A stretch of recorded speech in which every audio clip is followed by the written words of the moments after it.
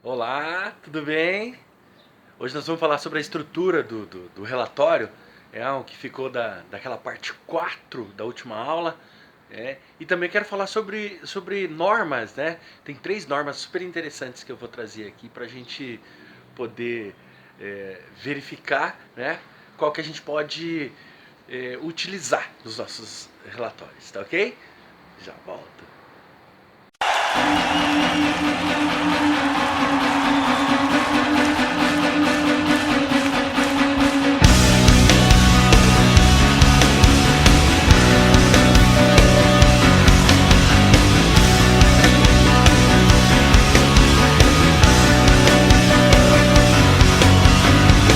There's a story in your eyes. I can see the hurt behind your smile. For every sign I recognize, another one escapes me. Let me know. E aí, tudo bem? Voltamos às aulas após essa semana de provas. Todo mundo estudando bastante, copiando bastante. Então, ontem estava fazendo algumas correções, né? Eu estava verificando. Né? Na média foi tudo legal. Né? Gostei de ver. Tem algumas cópias aí que vocês pensam que a gente não vai ver, mas a gente vê. Mas deu tudo certo, né? Então a gente precisa continuar nossas aulas e principalmente encerrar esse material sobre as pesquisas, né, de como se fazia a pesquisa. Então, daquela última fase que nós trabalhamos lá, da parte 4 da nossa apostila, ficou para eu passar a estrutura do, do modelo, né, porque a gente vai fazer a pesquisa, do modelo de pesquisa, que a gente pode fazer uma pesquisa. Então eu quero passar isso para vocês hoje, para a gente encerrar aquele capítulo 4.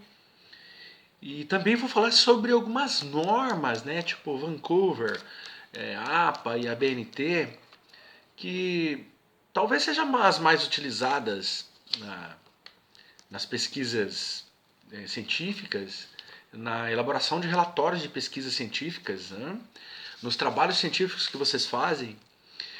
Aqui no Brasil a gente utiliza muito a BNT para fazer os nossos trabalhos de escola.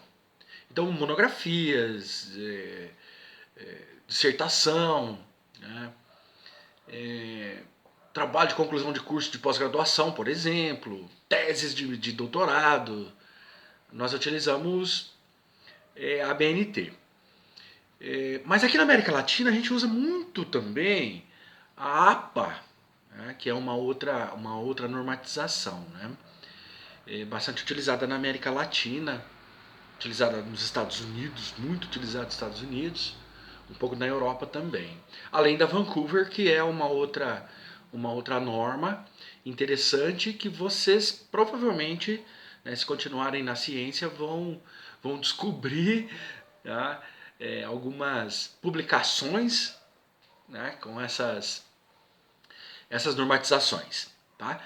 Então eu vou passar assim, não vou aprofundar nada porque esse material não é uma especialização, mas eu vou passar ela assim de forma bem clara, bem objetiva, para que vocês possam entender e saber que existe diversas formas de você de elaborar um relatório utilizando algum tipo de normatização, tá bom? Então, hoje nós vamos trabalhar isso aí. E no final eu passo para vocês o relatório que a gente vai ter que fazer. Fechado? Inicio então falando da nossa capa. O tema de hoje, trabalhando ainda a pesquisa operacional, é a estrutura do relatório, as formatações ABNT, APA e Vancouver, qual a origem dos três estilos da formatação, a norma como filosofia e alguns tipos de normas, apenas como exemplo. Certo? Beleza? Então é isso que nós vamos trabalhar hoje, tá? Talvez a gente não se alongue tanto, vai ser um pouco mais resumido, né? Não adianta eu querer aprofundar assunto aqui, a gente fica várias horas trabalhando sobre isso aqui e depois, né, a gente pode estudar isso posteriormente. Porque todas as vezes, sempre que a gente for fazer algum trabalho científico, a gente vai ter que normatizar o nosso trabalho. E provavelmente vocês terão que fazer algum tipo de pesquisa para saber se houve alguma alteração na norma. A BNT é corrigida praticamente todos os anos, né? Então tudo aquilo que utiliza nas normas, tudo, espaçamento, fontes, citações, ele é sempre corrigido, não digo corrigido, atualizado, vamos dizer assim. Então a gente tem que estar bastante atento em relação a isso aí. Tá ok? Iniciando então, vamos centrar já na estrutura do relatório, que é a última parte daquele capítulo 4 que a gente estava utilizando na apostila. Eu vou iniciar falando sobre ele e depois a gente falar sobre as normas, ok? Olha lá. Estrutura do relatório. Em pesquisas realizadas com fins comerciais, há certa liberdade na estrutura de um relatório de pesquisa. Essa estrutura depende das exigências do contratante, desde que respeite as características básicas já apresentadas. Ó, dá uma olhadinha aqui. Ó, nosso material está dizendo assim, ó, há uma certa liberdade na estrutura de um relatório de pesquisa. O que isso quer dizer? Dependendo do tipo de situação que você vai utilizar, se você não está fazendo um trabalho científico em que uma banca irá cobrar essa normatização, então você pode ser um pouco mais flexível, ok? Você vai fazer um relatório na tua empresa, tá? Levantou um monte de dados, levantou um monte de informações, né? Processou esses dados, gerando informações, e você quer colocar num relatório para que seja apresentado à diretoria ou ao nível estratégico. E alguns componentes de uma estrutura de normatização, ela pode ser deixada de lado, desde que não comprometa o resultado do relatório, ok?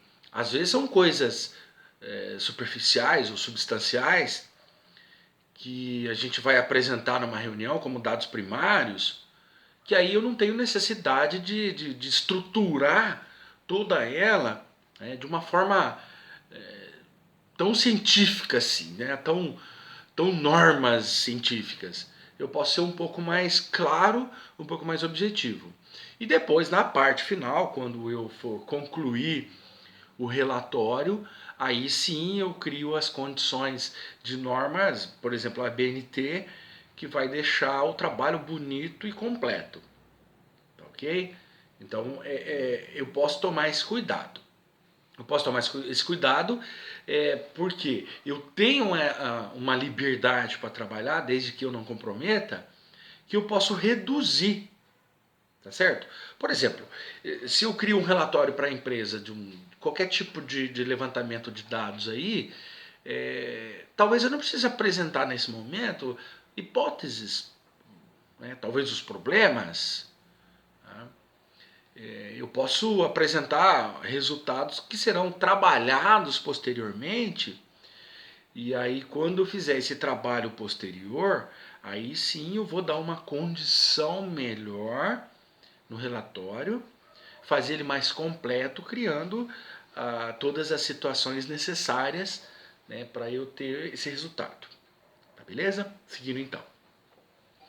Primeira coisa que a gente faz no relatório, primeira coisa que aparece no relatório, quero dizer, é a capa.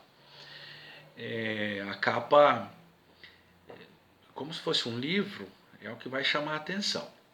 Porém, eu não posso fazer uma capa toda colorida, toda cheia de figuras, se for uma coisa formal. Se estiver sendo um pouco informal, aí tudo bem, não tem problema. Às vezes eu faço um relatório na empresa e acabo utilizando o logotipo da empresa, o símbolo, o brasão da empresa. Acabo colocando e de certa forma, né, fica bonito. Mas se estiver fazendo um trabalho científico negativo, aí não dá para fazer. Aí eu preciso seguir as normas do que a instituição pede, baseada o ABNT, o APA, o Vancouver, qualquer uma delas. Claro que existe mais normas, mas eu vou trabalhar essas 3 hoje. Depois da capa vem a folha de rosto, que é onde você vai dar, vai começar a dar um rumo, né, e um pequeno resumo recuado ali que você vai dar algumas informações, tá? Capa e folha de rosto, ou alguns chamam de contracapa, né, eles são formalidades. Em trabalhos científicos, utilizando normas, é necessário, não tem como fugir dele. Depois vem as listas de figuras, gráficos e tabelas. Aí vem o sumário. Né? Todo tipo de figura que existir no relatório, eu preciso enumerá-las e dar nome, dar título a elas. Né? Os gráficos, mesma coisa, nomes, títulos, tabelas, nomes e títulos. Aí eu abro o sumário a partir dessas listas. Abrindo o sumário, aí eu já não preciso dar mais nomes e paginação a essas listas, tá? Né? Figuras, gráficos e tabelas. O sumário, ele vai me dar paginação de títulos e subtítulos.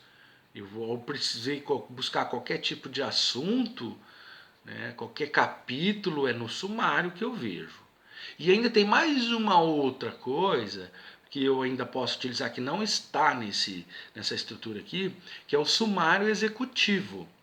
Aí o sumário executivo, no caso de uma empresa, no relatório de uma empresa, ele vai dar um sentido a alguns capítulos de relevância muito importante, e aí eu preciso mostrar dentro desse sumário executivo essas partes em destaque. Ok? Feito essas formalidades, a próxima fase é o resumo. O resumo também não vai em números, tá? O resumo é apenas o título em maiúsculo e você vai escrever lá, dependendo do tipo de norma, a quantidade X de palavras, até aquela quantidade. Ela não é muito extensa, por isso que é chamado resumo, onde você vai trabalhar resumidamente o tema, objetivos, a metodologia e, se tiver, uma conclusão ou considerações finais dentro do resumo. Você tem que fazer tudo isso aí, dependendo da norma, em 360 palavras. Então não pode ser extenso. Resumo é resumo de fato, tá bom? Aí sim você vai para o capítulo 1, e o capítulo 1 é chamado Introdução. Introdução é uma parte que você vai dar início à sua redação. Ah, mas eu que escrevi lá no resumo. Não, resumo você resumiu. Inclusive, ele, se não for o último, é um dos últimos a serem feitos. Tá? O resumo é depois que você tem resultado. Depois que você já tem a consideração final, aí você, você monta o seu resumo e coloca inclusive a consideração final. Tá? Então, dentro da introdução, você vai ter o quê? Tema, objetivos, objetivo geral e específico, né? Você vai ter hipóteses, você vai ter problemas, né? Você vai citar uma justificativa do seu trabalho, por que você está fazendo ele, qual a relevância desse trabalho. Então isso aqui vem tudo dentro da introdução. Né?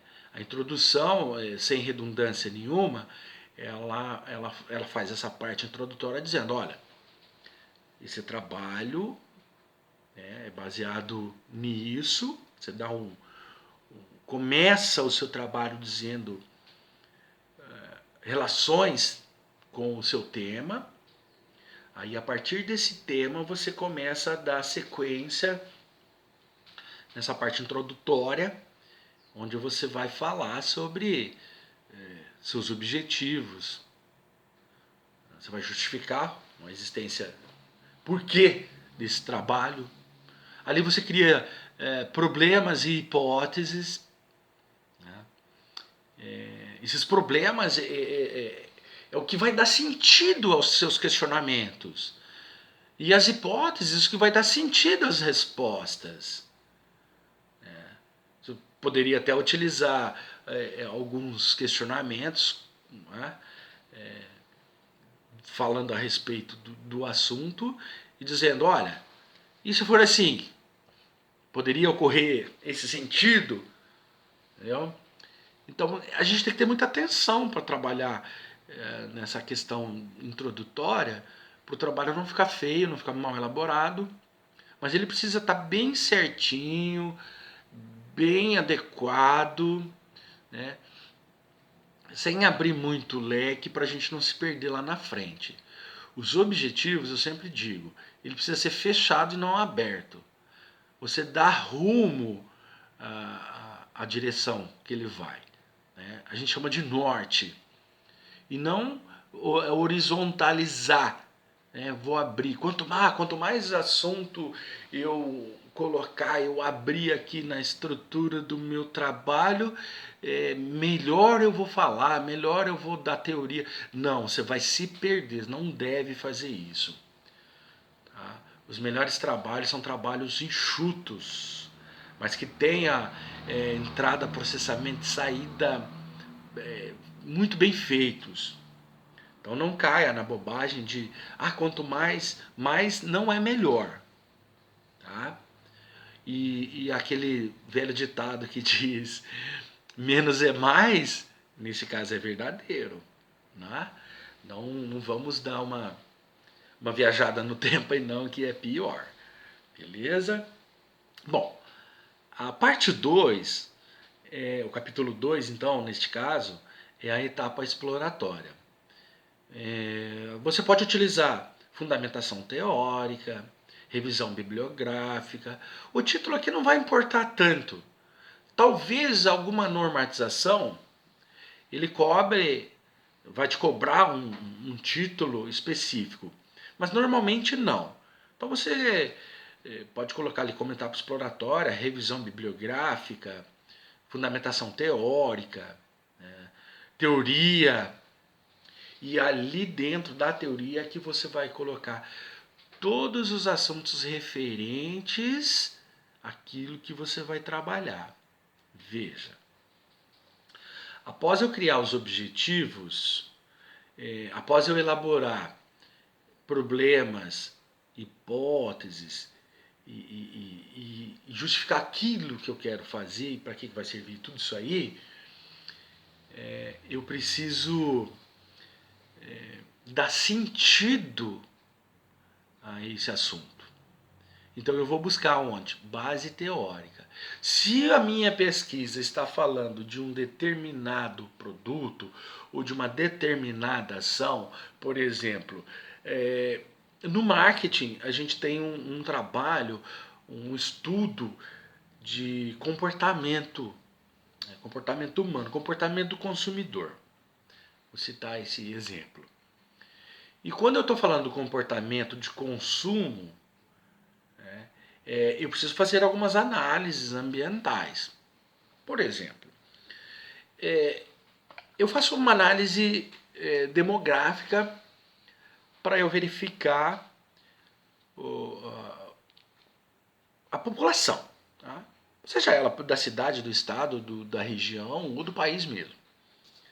E eu levantando essas informações, eu posso fazer um estudo mais direcionado, mais acertado, porque eu vou descobrir coisas a respeito desse público.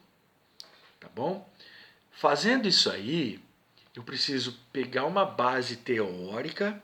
Nessa base teórica, eu vou expressar, tá? Fundamentar cientificamente aquele assunto que eu estou abordando. Então, se eu falo de comportamento, eu preciso pegar autores que falam sobre comportamento de consumo e dizer, olha, o comportamento de consumo dos estudantes universitários na cidade de Maringá ele é dessa forma. Baseado em quê? Baseado no que o fulano, o ciclano, o beltrano, todos aqueles autores disseram. Uma outra coisa que eu chamo a atenção, para vocês devem tomar bastante cuidado, é o seguinte. Não utiliza um só autor. A não ser que o cara tenha uma tese única, exclusiva. Só ele falou sobre aquilo. E você começa a dar uma base. Nessa base você vai citá-lo. É uma coisa um pouco ímpar, um pouco diferente. Mas você está fazendo uma pesquisa de modo comum, por exemplo, comportamento consumidor, haverá N autores, muitas obras publicadas. Então, é interessante que você pegue 3, 4, 5, 10, se você quiser. Né? Vamos pegar menos para não ficar tão amplo. E aí você vai dizer o que cada um deles está falando. Falar a respeito do comportamento. Então, eu posso pegar autores consagrados brasileiros do marketing, por exemplo, a Las Casas fala determinado assunto. Já para Marcos Cobra, outra coisa. Os irmãos Urdan e Urdan, outra coisa.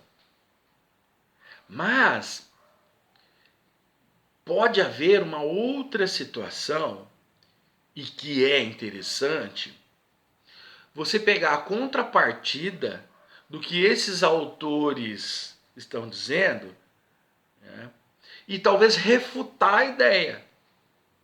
Como que é isso? Olha, fulano disse que isso é assim. Porém, o outro Joãozinho, ele vai de encontro. Ele diz que não, que seria da outra forma, de outra forma. Então você coloca em discussão, dentro da mesma ideia, dois sentidos. E isso é fantástico quando você está trabalhando uma tese ou uma dissertação e você diz que vários autores falam a respeito daquilo e que, na sua opinião, você seguindo a ideia do outro autor, que vai de encontro àquela situação. Né? Só uma coisa. Teses foram feitas para ser quebradas.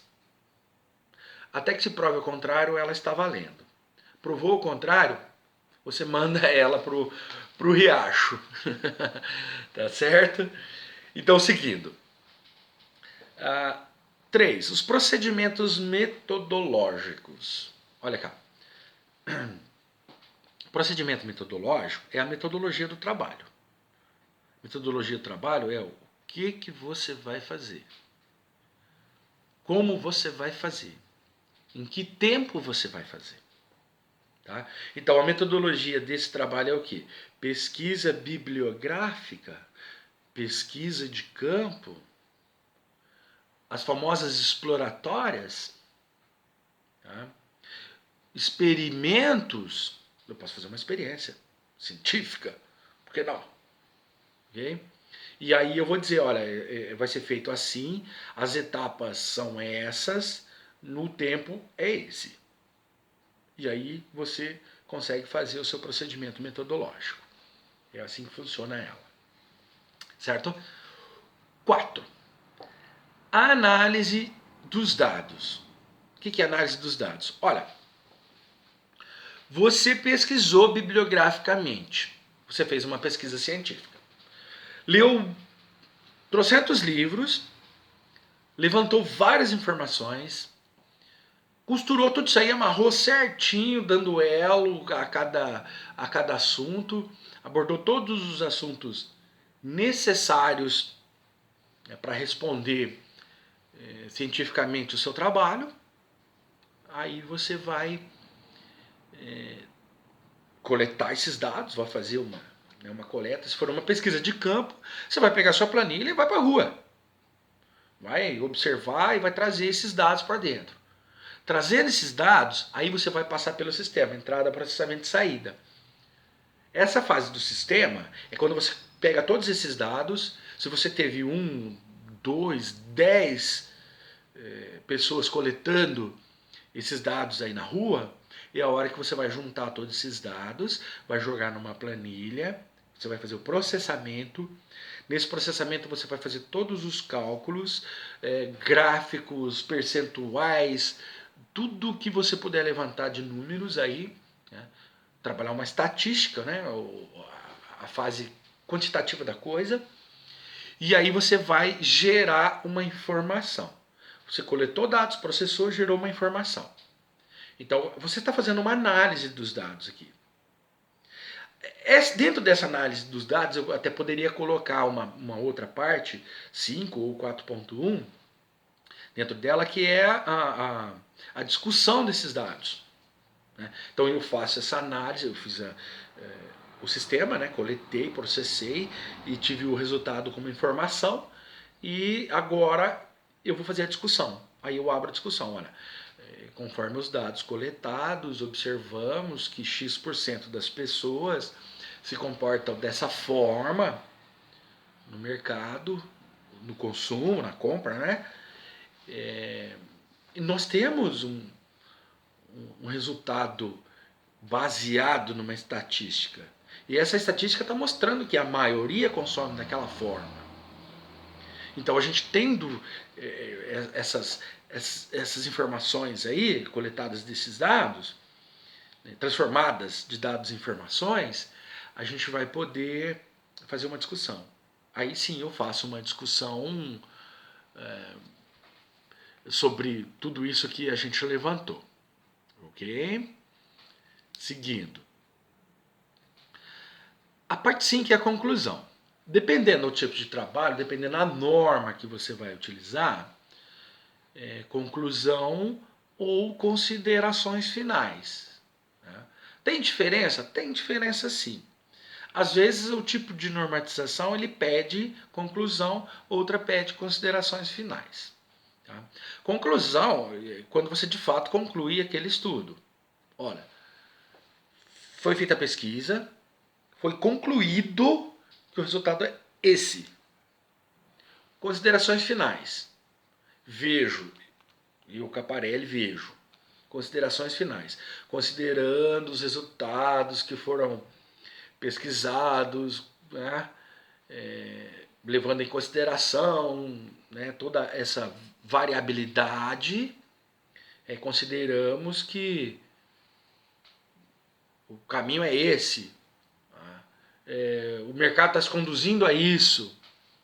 Então, se a gente puder ter uma interpretação de concluir ponto e considerações, sequência, reticências talvez, a gente poderia colocar melhor.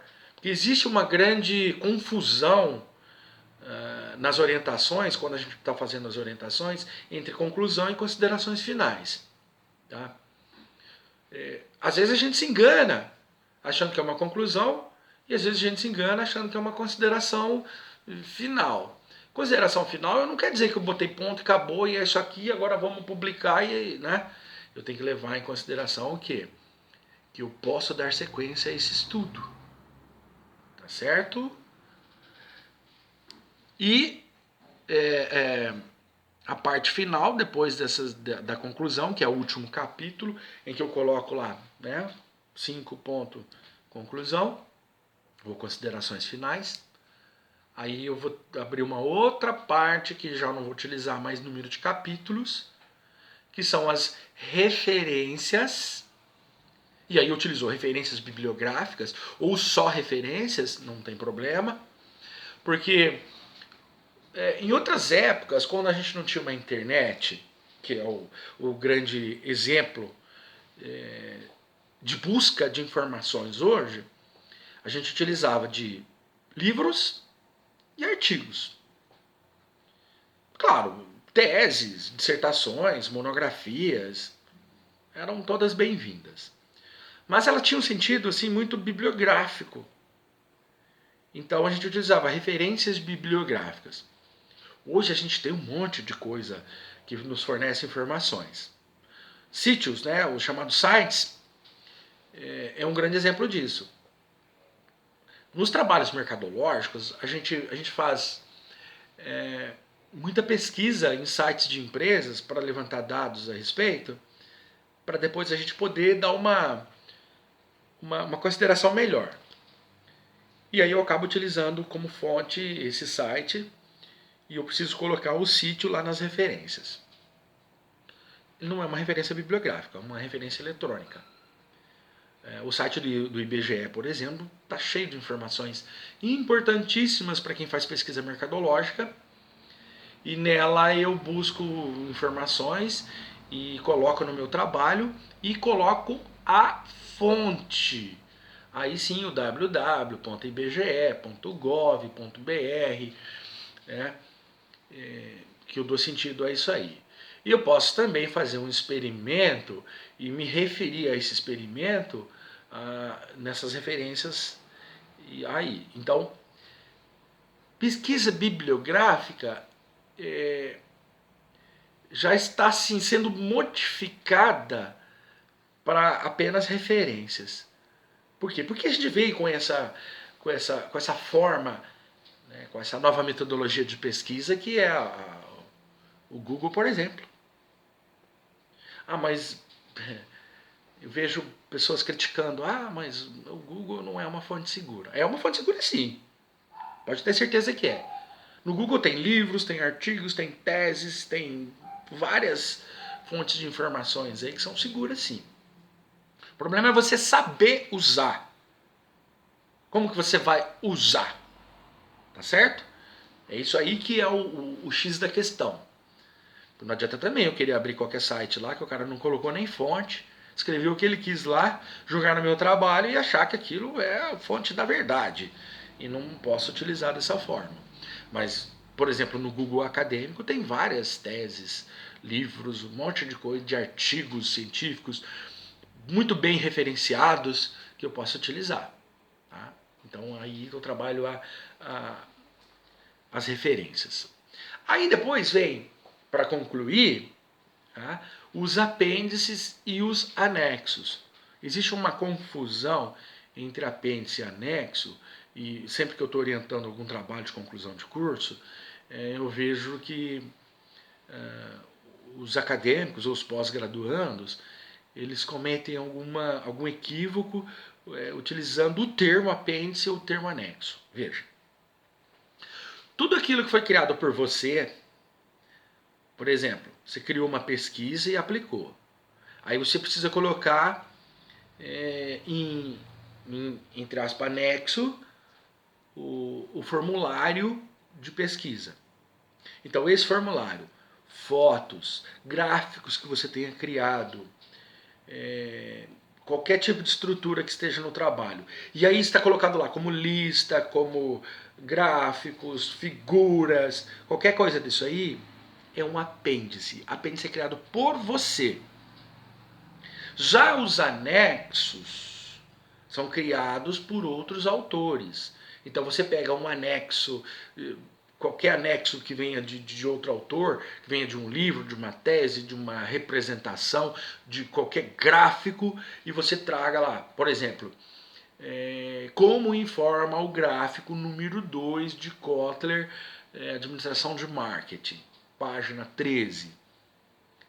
Então, você vai trazer essa informação como um anexo. Por quê? Porque ele não é de autoria sua. Então, apêndice seu, anexo do outro. Aí fechamos. Então essa é a estrutura do relatório que a gente vai utilizar. Me alonguei um pouco, não foi?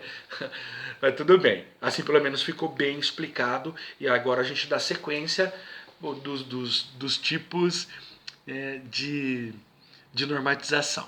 Beleza? Seguindo então. Vamos aos tipos. Olha. Formatação ABNT, APA e Vancouver. Entenda as diferenças e como usar. Então nessa aula veremos algumas diferenças entre as 3 principais normas acadêmicas evidentes, aquelas que estão em evidência. Ok? Vamos lá. ABNT, APA e Vancouver. São estilos de formatação de produções acadêmicas. Usar um conjunto de normas e se manter fiel a elas é chave para ter sucesso. Portanto, é bom prestar atenção às diferenças. Olha aqui. Existem diferenças entre elas, apesar de parecerem muito semelhantes, elas são apenas semelhantes. Eu não quero usar nenhuma redundância aqui, nenhum exagero de muito e pouco, diferenciando quantitativamente, tá? Mas falando assim casualmente, existem diferenças, elas são notáveis. Quando a gente que está mais acostumado, a gente que é professor, a gente está mais acostumado a essa verificação.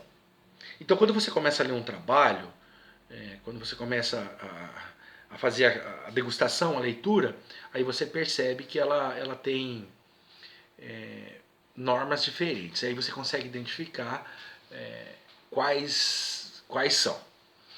Existem outras normas também, tá, gente? Eu estou falando só de 3 aqui, dessas que são mais evidentes no mundo acadêmico brasileiro.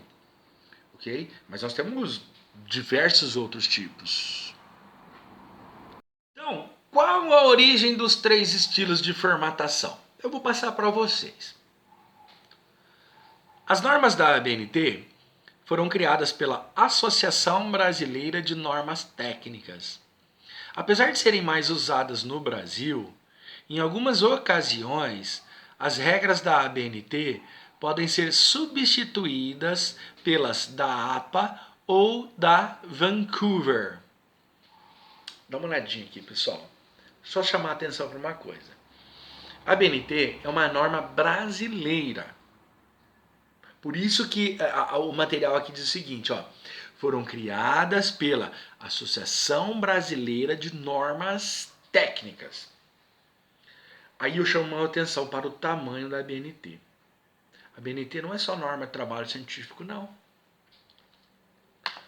A ABNT, ela é normatização para um monte de projetos. Um monte de projetos.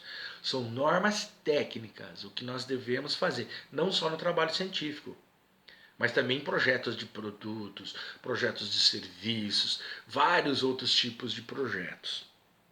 Tá bom? Então, eu até sugiro que vocês façam uma pesquisa para verificar tudo aquilo que a ABNT abrange, que é fantástico, é sensacional.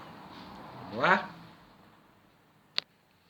Já as normas APA têm origem em convenções realizadas por membros da American Psychological Association, a Associação Americana de Psicologia.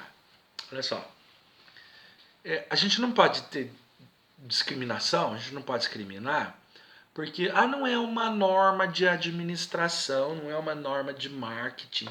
Por que eu vou ter que usar uma norma de psicologia? Porque essa norma de psicologia criada pela APA, por essa associação de psicologia americana, ela é muito bem elaborada, ela é muito bem estruturada. E ela foi criada numa época em que precisava normatizar os trabalhos. E aí começou pela área da psicologia. E a partir daí ela foi crescendo e a abrangência dela foi tomando conta de muitos trabalhos pelo mundo afora. Vocês sabem, eu estudei na Argentina e lá na Argentina se utiliza a APA. Qualquer trabalho que você for fazer, eu, por exemplo, eu escrevi todo o meu trabalho nas normas APA, e os trabalhos que nós realizamos, os trabalhos práticos durante o curso, nós trabalhamos todas nas normas também APA. Então, fizemos trabalho de pesquisa de mercado, fizemos trabalho de criação de produto, marcas, vários assuntos nós abordamos, como trade marketing, shopper marketing, e todas elas utilizamos esse tipo de normatização. Ah, mas a Argentina não tem uma norma, a Associação Argentina de Normas Técnicas? Não, tem, eles têm algum tipo de norma criada por eles, mas eles adotaram a APA como forma principal, né, de normatização de seus trabalhos. A América Latina, quase na totalidade, utiliza a APA e a Vancouver. Né? O Brasil mais com a BNT. Seguindo. Já o estilo Vancouver nasceu através de um acordo de 1978 entre editores de revistas científicas que se reuniram nessa cidade canadense. Vancouver é uma cidade do Canadá e nessa época, em 1978, houve uma reunião entre esses estudiosos e eles criaram uma norma, então, para poder desenvolver seus estudos, colocar seus estudos em uma regra. Então eles acabaram batizando, dando nome para essa normatização como Vancouver. Então tem tudo a ver com a cidade, porque foi feito lá e aí deram o nome de Vancouver e adotou isso aí e não saiu mais. E até hoje é utilizado assim. Beleza? Vou trabalhar algumas dicas sobre essas 3 normas para que vocês possam ter um pouquinho de ideia de como é, tá? E aí depois eu sugiro que vocês façam uma busca, uma pesquisa mais detalhada a respeito, para você entender melhor, né? Principalmente a BNT, que vocês vão usar muito, tá bom? Veja. Como usar as normas da ABNT, Associação Brasileira de Normas Técnicas? No território brasileiro, as publicações na área de humanas costumam solicitar que autores sigam essas normas. Você as encontra no documento ABNT-NBR 6022 de 2018. Olha aqui para mim. Esse documento, tá? Você encontra essa normatização nesse documento. Esse documento está publicado. Você encontra na internet facilmente. É só você fazer uma busca lá no Google e pedir as normas da ABNT e colocar esse código, tá? E aí ele vai te direcionar e você baixa o caderno e lá no caderno você tem toda a normatização ABNT. Se você quer ele completo, com produtos, com serviços, com tudo que ela vai abordar, ele vai dar um cadernão grosso. Se você quiser só para trabalho científico, aí você também escolhe lá, faz um filtro na busca, e aí você vai conseguir filtrar só para trabalho científico, né? Só normas de trabalho científico. E aí pode ficar um pouco mais fácil para você. Tá bom? Beleza? Vamos lá, seguindo. Como usar as normas APA? As normas da APA estão na 6ª edição, que foi lançada em 2009. Uma das formas de ter acesso a todos os detalhes da formatação nesse estilo é através do manual construído por 3 bibliotecárias da USP. As autoras descrevem item por item, de modo a ajudar você a deixar seu trabalho formatado de um jeito impecável. Eu citei isso aqui, tem a fonte desse material que eu estou utilizando. Aqui na parte final tem o nome do autor, o nome do sítio que está se referenciando. Eu não tenho autorização para falar de nomes, do nome dessas pessoas, tá? Então vocês podem depois, posteriormente, fazer uma busca lá naquele link que eu deixei no material. E aí vocês podem ver o nome dessas pessoas, né, e tirar qualquer conclusão e fazer qualquer tipo de estudo, tá? É só por questão mesmo de imagem. Eu não quero citar aqui, não posso citar nome de pessoas, porque eu não tenho essa autorização. É questão de autorização, então. Tá? Se eu tivesse autorização, eu citaria, falaria ok. Isso a gente tem que tomar muito cuidado, porque alguns trabalhos que não são publicados, ele pode ele pode haver esse impedimento.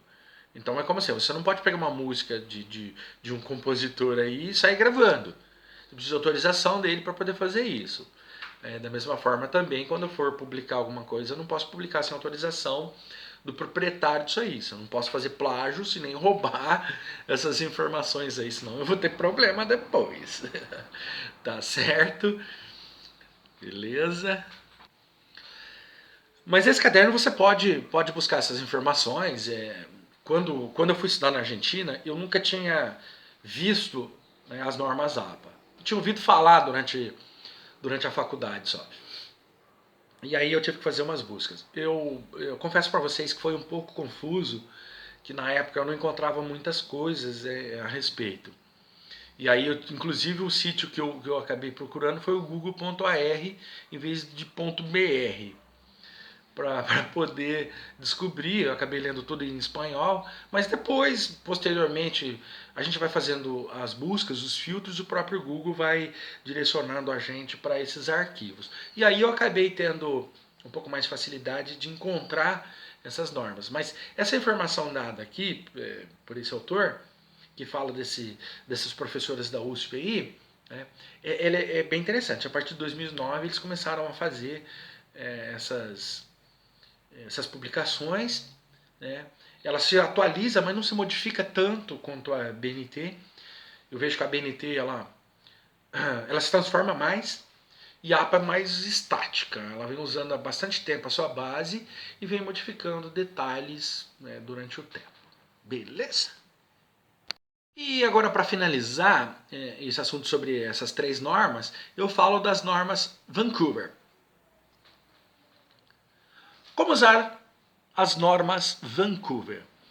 Essas regras normalmente são solicitadas por revistas da área de saúde.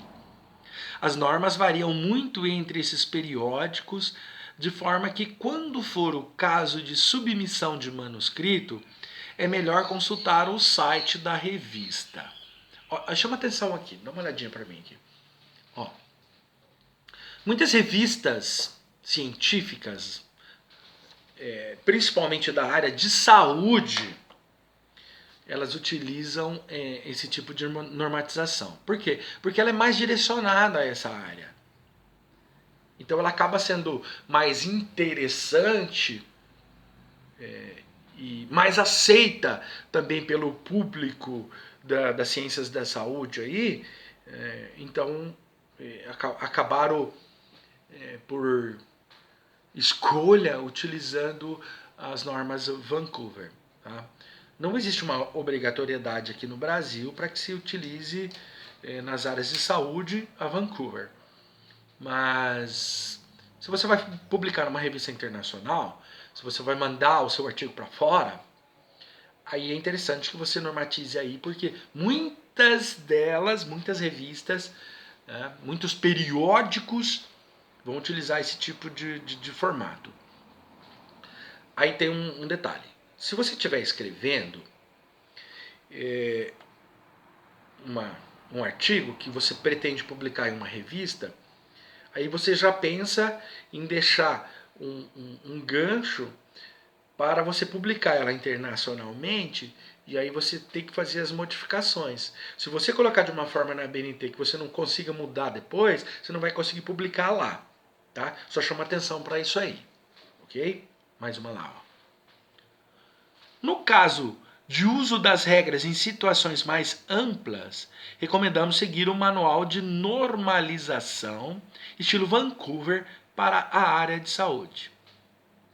Lançado em 2016 e disponível gratuitamente na internet, esse manual oferece dezenas de exemplos, facilitando muito o emprego das normas. Ok? Então, olha, muito fácil de encontrar na internet. Com uma busca aí você já encontra. É só associar aí com artigos da saúde, com a área da saúde. Ele vai aparecer facilmente e aí vocês vão conseguir obter essas informações a respeito, tá? Tudo isso que eu disse, que eu falei a respeito dessas 3 normas aí, tá nesse link aí, nessa referência, tá? A referência na íntegra a respeito, né? Olha lá, ó. Viacarreira.com, escrito por Milene Moura Martins, em 23/1/2019, tá? Com a atualização de 8/1/2019, tá ok? Beleza? Outra coisa para a gente dar uma direção aqui, vamos fazer uma direção final da nossa aula de hoje. Eu quero falar das normas num aspecto filosófico. O que a filosofia fala das normas? Então, veja. Em filosofia, normas são razões ou motivos para agir, para acreditar ou para sentir. Ordens e permissões expressam normas. Elas prescrevem maneiras de ser ao mundo em vez de descrever estados do mundo. Normas e regras são formuladas de acordo com certos valores. Normas são usadas para manter a ordem. Nas escolas, por exemplo, normas e regras são muito usadas. E normalmente os adolescentes não gostam de normas, pois eles não gostam de ser contrariados. Então, filosoficamente, diz o quê? Normas são regras. Ou, pelo menos, é o que dá acesso a essas regras. Tá ok? Se é uma norma, nós temos que cumprir. No trabalho científico, normas têm que ser cumpridas. Se eu não cumprir as normas, eu não tenho resultados dos meus trabalhos. Nos serviços também, na escola também. Então é assim sobre o aspecto filosófico. Então, para a gente encerrar, eu falo aqui de alguns tipos de normas. Normas, mais uma vez, não é só utilizada em trabalho científico, tá? Existem vários tipos de normas. Na nossa área da administração, nós temos vários tipos de normas. E uma delas, que se dá uma referência, são as normas de qualidade. Ó, nós temos ISO 9000, TQM, que é Total Quality Management, 5S, e aí, né, um monte de assuntos a respeito, um monte de normas de qualidade, né, na qualidade da produção, na produção de serviços, na produção de produtos, né, na indústria, de certa forma, né, na exploração de recursos. Todos isso aí a gente pode utilizar normas de qualidade. Vamos ver aqui para a gente encerrar então. Orações contendo verbos do modo imperativo. Não faça isto. Vá ao mercado. São a maneira mais óbvia de expressar normas. Elas buscam criar obrigações, são deveres, e permissões. Tais normas são deontológicas. Já eu explico o que é isso aí. O tratamento dos deveres e permissões como normas é importante para a ética e a filosofia do direito. Olha só.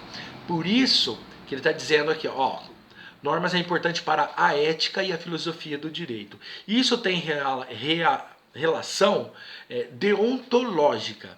E eu vou explicar o que isso tem a ver. Já. Calma aí. Seguindo. Em filosofia política, se discute-se normas de competência, tá? Isto é, normas que dão a alguém o poder de criar outras normas. São ou não normas deônticas. Para alguns, tais normas são fatos institucionais, não deônticos, porque elas são normas da empresa, normas de postura, por exemplo, e não de outras coisas referentes à deontologia, tá? Que depois a gente vai ver aí essa questão da ética, né? Essa questão dessa postura mais ética, profissional aí, já eu falo. Regras são tipos de normas. Jogos dependem de normas completamente. São elas que determinam vencedores, vencidos e a pontuação. As leis são tipos de regras feitas pelo governo da região, bairro ou país. E são necessárias para que não haja confrontos, prejuízos, etc. Normas são basicamente regras e servem para deixar um lugar, jogo, etc. organizado. Olha, eu só chamo a atenção uma coisa aqui, ó. Que elas dependem, são elas que determinam vencedores, vencidos e pontuação, porque eu vou normatizar essas regras. Então eu sigo as normas. Né? Para se ter uma competição, para se ter um jogo, pode ser um jogo de futebol, pode ser um jogo de tabuleiro, qualquer coisa assim, um jogo de videogame, eu preciso cumprir aquelas normas. Se eu fugir dessas regras, eu posso ser punido ou eu posso perder o jogo. Tá? Então ele é de maneira mais prática explicando isso aqui. Ok? Agora eu vou explicar para vocês o que é o deontológico. Olha aí, deontico. Refere-se à deontologia. A ciência dos deveres morais, principalmente dos deveres próprios de cada profissão. É o deontológico. Ele é relativo às normas e aos preceitos que guiam o ofício de um médico. Por exemplo, okay? Olha só, relativo às normas e os preceitos que guiam o ofício de um médico. O médico é uma das profissões que mais exige a ética. Qualquer deslize, qualquer tropeço, o médico vai ter problema com o seu CRM, com o seu conselho. Tá? Ele não pode cometer gafes, não pode cometer erros, porque isso aí pode custar uma vida. Tá? Então, quando se refere aos deveres morais e principalmente aos deveres próprios de cada profissão, tá? Aí eu estou falando desse modo deontico. Então, o médico principalmente usa essas normas, esses preceitos que guiam o seu ofício. Então, ok? Bom, pessoal, então, esse aí é o material de hoje. Esse é o trabalho que nós vamos ter que desenvolver agora. Então, ok? Acho que eu me alonguei um pouco, não precisava ser tão amplo, né? Mas eu trouxe para vocês de forma assim clara para que vocês possam entender esse tipo de situação. Vou passar para vocês agora a atividade. Toda essa última parte aí estão nessa referência aqui. Pode olhar no material de vocês ali, lá no PDF, tá? Aqui no vídeo também. Tá lá, referências. Então, pode ver que eu não coloquei referência bibliográfica, porque essas referências aqui tem a ver com o sítio aí. Está colocado aqui, inclusive até trouxe uma coisa do Wikipedia sobre a filosofia, e eu vou chamar a atenção, quero chamar a atenção para vocês a respeito do Wikipedia. Wikipedia é uma excelente fonte de pesquisa. Eu gosto, porque ela te dá uma resposta muito resumida. Mas a gente tem que tomar muito cuidado, porque qualquer pessoa pode publicar no Wikipedia. Então, assim, se não tiver referencial, não vai. Muita coisa que está no Wikipedia não tem referências. Os caras colocam lá, escrevem qualquer coisa lá, ponto, acabou e já era.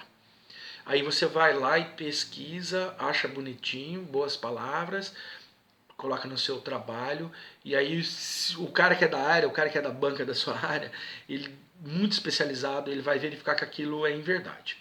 E aí você vai ter problema. Então o Wikipedia não é fonte científica. A não ser que você pegue em casos extras aí alguma citação, alguma referência ali. Eu peguei essa da filosofia porque eu já li, já conheço, está correta e também já referenciei ela aqui no trabalho, tá? Mas muito cuidado com o Wikipedia. Apesar de ser uma boa fonte de pesquisa informal, ela pode trazer coisas boas, ela pode trazer coisas erradas também, tá bom? Eu sempre digo para vocês, melhor livro. Porque se tiver errado, mas você citou o autor, o problema não é seu. Por isso que algumas pessoas aí, quando fazem citações, eles escrevem lá, olha, segundo fulano de tal, é isso aqui. Mas o outro lá está dizendo que não é bem assim. Então não é você que está dizendo. Você referenciou a tese de um e a tese do outro. Aí você não vai ter problema. Tá, beleza? Vamos lá, as atividades da semana. Olha lá no quadrinho. Atividades da semana. Pesquise e desenvolva um relatório sobre normas. Olha o detalhe. Eu vou dar uma direção para vocês. Olha aqui para mim. Eu vou dar uma direção para vocês do jeito que eu falei lá atrás. Quando eu estava explicando os objetivos, eu falava assim: não abre, fecha, dá foco. Se você abrir, você vai ter que falar muita coisa, pesquisar muita coisa, o trabalho vai ficar horrível. Eu conheço uma tese de um pós-doutor, ele é aqui da UEM, eu não tenho permissão para falar o nome dele, mas ele é um cientista da área agronômica. A tese dele tem menos de 30 páginas. Só que ele pegou o experimento, mostrou, provou, publicou. E eu conheço trabalhos que tem 300 páginas. Por quê? Abriu e aí teve que provar tudo aquilo lá, né, cientificamente. Então, vou fechar aqui a atividade de vocês, tá? Para ficar mais fácil. Vou dar um tema específico.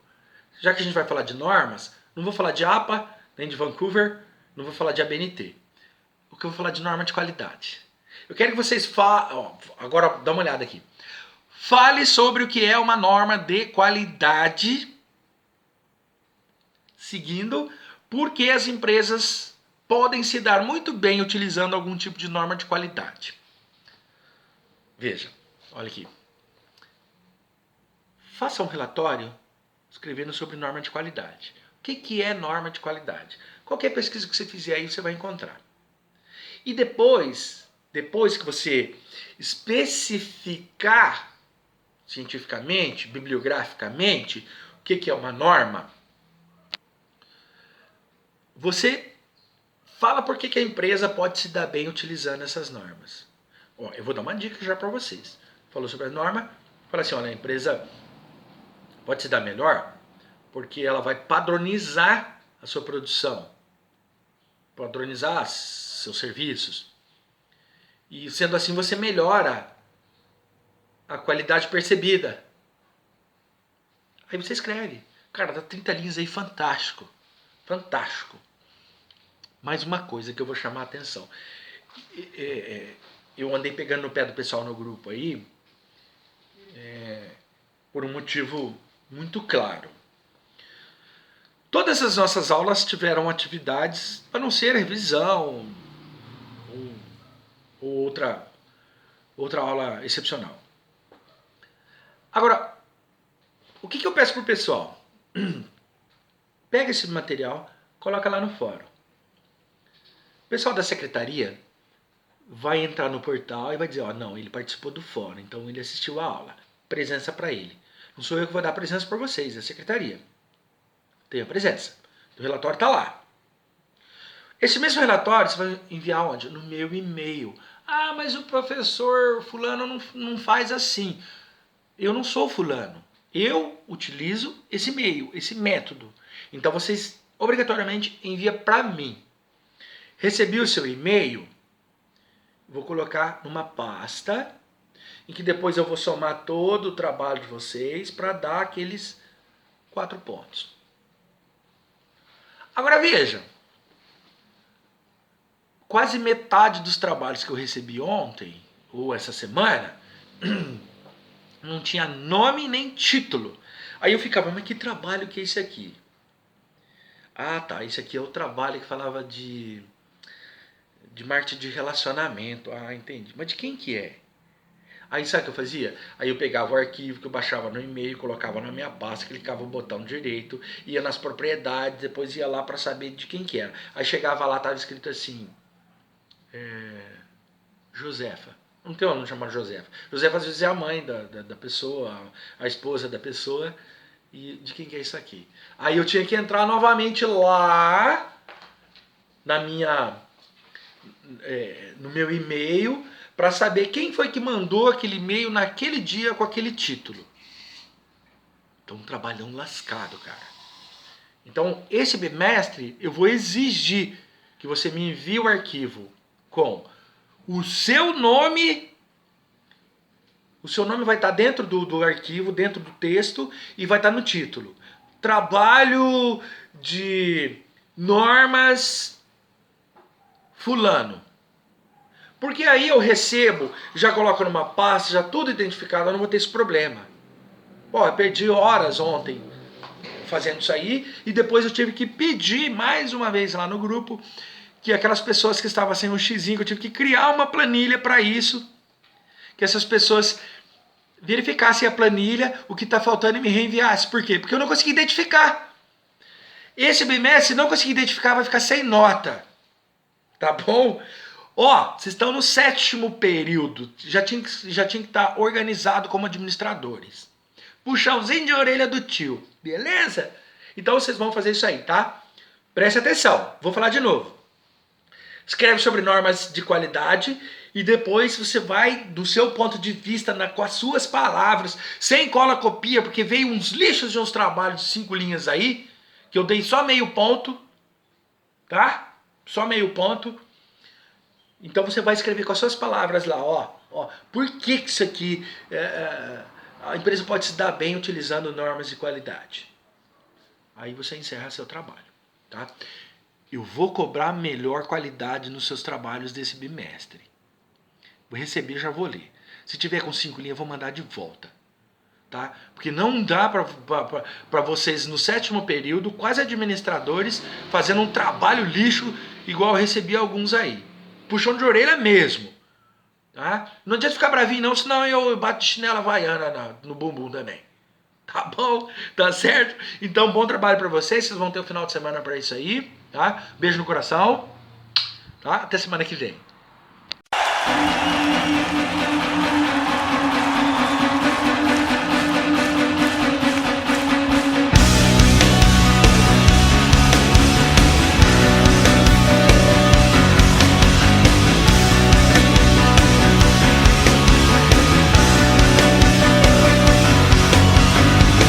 There's a story in your eyes. I can see the